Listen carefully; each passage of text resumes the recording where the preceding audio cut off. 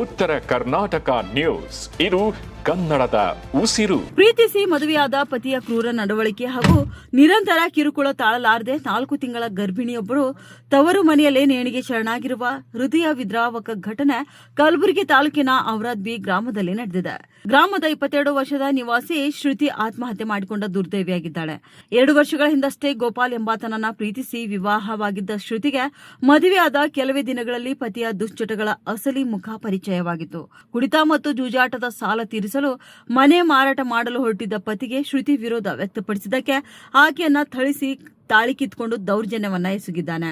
ಇದರಿಂದ ಬೇಸತ್ತು ತವರು ಮನೆ ಸೇರಿದ್ದ ಶ್ರುತಿಗೆ ನಿನ್ನೆಯೂ ಅಲ್ಲಿಗೂ ಕೂಡ ಬಂದು ಪತಿ ಮಾನಸಿಕ ಹಿಂಸೆ ನೀಡಿದ್ರಿಂದ ಮನನೊಂದು ಆತ್ಮಹತ್ಯೆ ಮಾಡಿಕೊಂಡಿದ್ದಾರೆ. ಇನ್ನು ಕಲಬುರಗಿ ಮಹಿಳಾ ಪೊಲೀಸ್ ಠಾಣೆಯಲ್ಲಿ ಈ ಪ್ರಕರಣ ದಾಖಲಾಗಿದೆ.